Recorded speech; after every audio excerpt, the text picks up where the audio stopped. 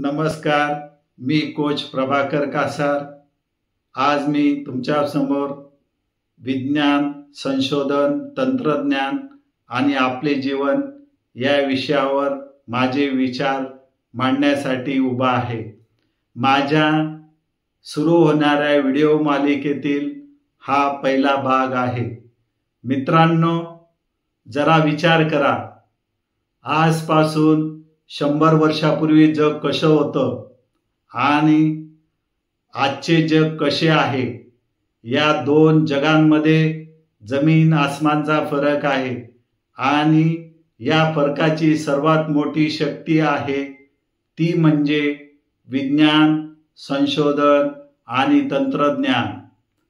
आपण सकाळी उठल्यापासून रात्री झोपेपर्यंत तंत्रज्ञानांनी वेढलेलो असतो। मोबाईलचा गजर आपल्याला उठवतो।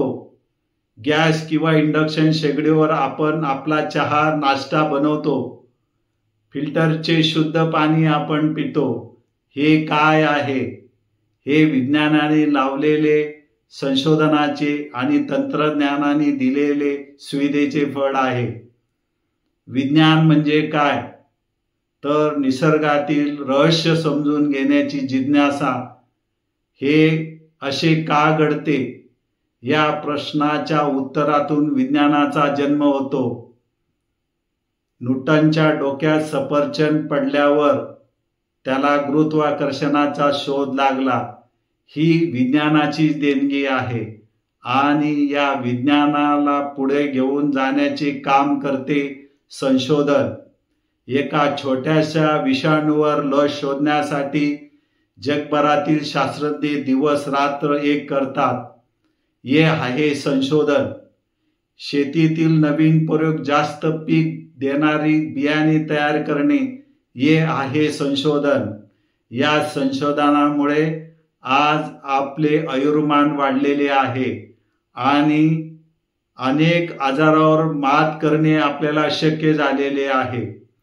जेव्हा विज्ञानाचे नियम आणि संशोधनाचे निष्कर्ष प्रत्यक्षात वापरले जातात तेव्हा तंत्रज्ञान जन्माला येते। आज आपण या हॉलमध्ये बसलेलो आहोत। लाईट, पंखे, माईक हे सर्व तंत्रज्ञानाचे उत्तम उदाहरण आहे। मोबाईल फोन हे तर जादूची काडीच आहे। एका क्षणात आपण हजारो किलोमीटर दूरवर असलेल्या व्यक्तीशी बोलतो, त्याला पाहू शकतो। इंटरनेटच्या माध्यमातून ज्ञानाचा अथांग सागर आपल्या एका क्लिकवर आपल्याला उपलब्ध होतो। शिक्षण, आरोग्य, दळणवळण, मनोरंजन असं एकही क्षेत्र नाही की जेथे तंत्रज्ञानाने क्रांती घडवलेली नाही। पण मित्रांनो, प्रत्येक नाण्याला दोन बाजू असतात। या तंत्रज्ञानाचा वापर कसा करायचा हे पूर्णपणे आपल्या हातात आहे। मोबाईलचा वापर ज्ञान मिळवण्यासाठी करायचा की वेळ वाया घालवण्यासाठी करायचा?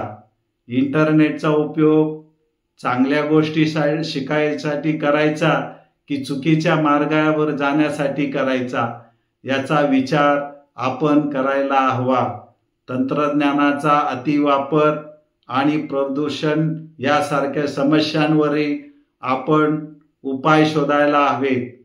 शेवटी मी एवढेच सांगेन की विज्ञान हे एक वरदान आहे, संशोधन ही त्याची प्रक्रिया आहे आणि तंत्रज्ञान हे त्याचे फळ आहे।